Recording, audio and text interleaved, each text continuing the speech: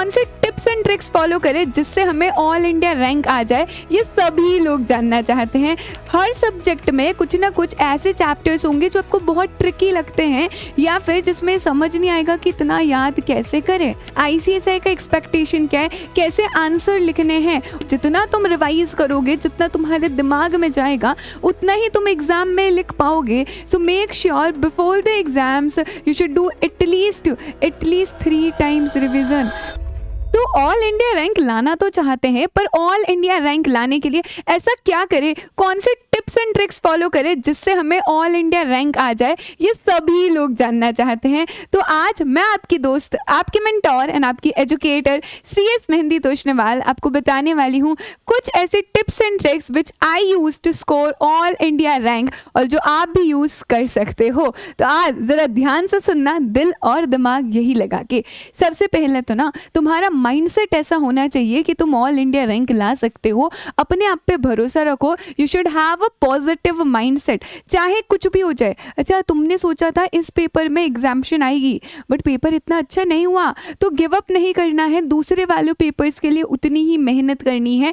चाहे during the preparation तुम्हारी health खराब हो जाए, चाहे कोई ऐसी इमरजेंसी आ जाए, कुछ फैमिली प्रॉब्लम्स हो जाए, पर इन सब के चक्कर में तुम्हारा जो गोल है, ऑल इंडिया रैंक लाने का जो गोल है, वो गोल कभी भी सेक्रीफाइस नहीं होना चाहिए। तो दिमाग में ये पॉजिटिव माइंडसेट रखो कि तुम्हें ऑल इंडिया रैंक लानी है, and you should believe yourself कि कुछ भी हो जाए तुम ऑल इंडिया रैंक तो लाकर ही रहोगे।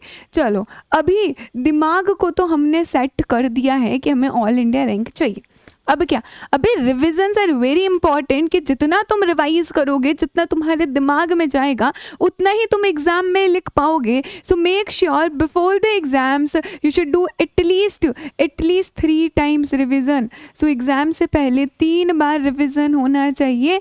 पर वो 3 बार रिविजन करे कैसे, तो उसके लिए आप चेकआउट कर सकते हो मेरी वीडियो, जहाँ पर मैंने आपको बताया है इन डिटेल्ड आप कैसे 3 बार रिविजन कर सकते हो बिफोर एग्जाम, कितने दिन में करना है, वो सभी कुछ मैंने एक्सप्लेन किया है। आपको इससे हेल्प मिल जाएगी। ओके, 3 बार रिवीजन करना है। अभी क्या, the most important tip that I used is to make charts and notes.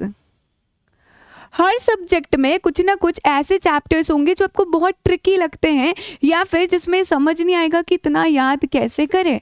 उन चैप्टर्स में तुम्हें बनाने हैं चार्ट्स, हैंड रिटन चार्ट्स बनाने हैं, हैंड रिटन नोट्स बनाने हैं, and that is going to help you, that is going to save a lot of time. मैं नहीं कह रही हूँ कि हर चैप्टर में बनाओ अगर टाइम नहीं है तो, बट कुछ ट्रिकी चैप्टर्स में तुम चार्ट्स नोट्स बना सकते हो, माइंड मैप्स बना सकते हो, वो काफ़ी ज़्यादा हेल्पफुल होंगे। हम हमारी क्लासेस में भी चार्ट्स बनाते ना, कलरफुल हैंड रिटन चार्ट्स, जिससे कॉम्प्लेक्स टॉपिक भी कितना ईजी हो जाता है। लाइकवाइज आप ऐसा पूरे के पूरे चैप्टर में कर सकते हो, किसी भी सब्जेक्ट में इवन कर सकते हो।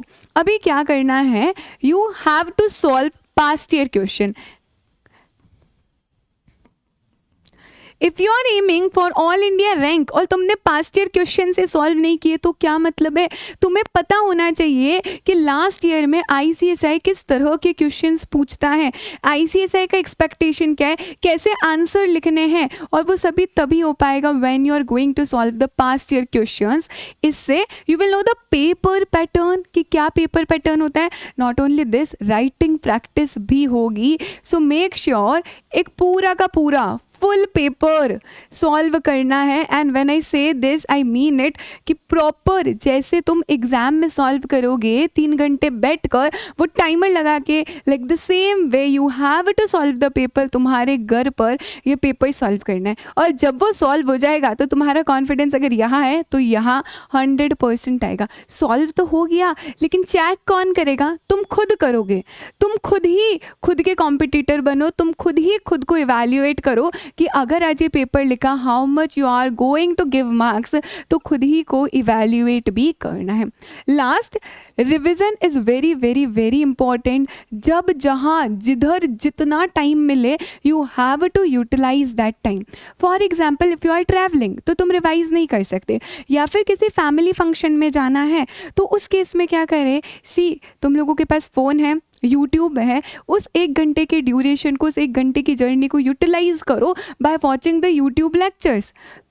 यूट्यूब पे फ्री लेक्चर्स अवेलेबल है, वन शॉट अवेलेबल है, बैकलॉग किलर सीरीज अवेलेबल है, मैराथन अवेलेबल है. सो इंस्टेड ऑफ थिंकिंग यार मेरा टाइम वेस्ट हो गया है, you have to utilize that time. एक अच्छा स्टूडेंट वही होता है जो पूरा अपना 100% एफर्ट्स दे दे.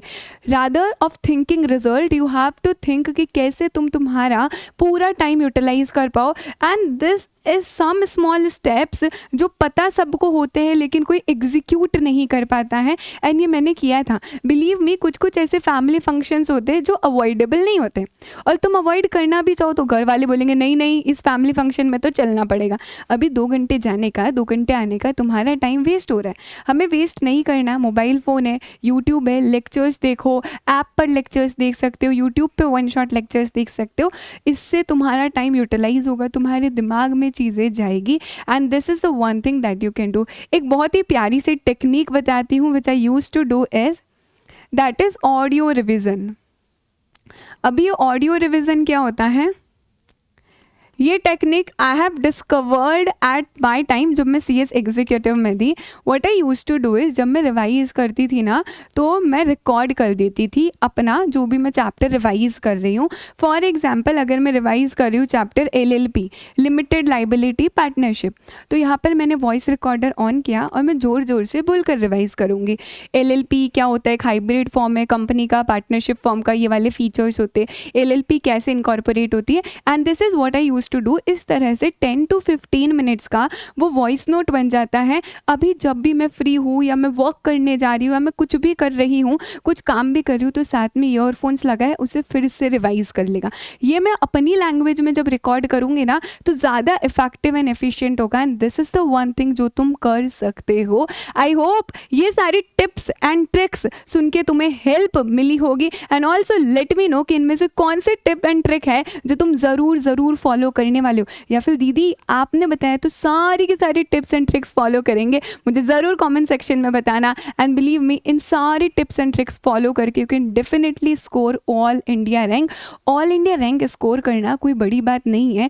ऑल इंडिया रैंक लाने के लिए तुम्हें बस छोटे से स्टेप्स लेने होते हैं जो तुम्हें तुम्हारी फाइनल डेस्टिनेशन यानी कि ऑल इंडिया रैंक पर पहुंचाएगी. And I know you will be the next all India ranker. That is it from my side. खूब अच्छे से पढ़ो. Just make yourself proud, make your parents proud, make me proud. Bye bye.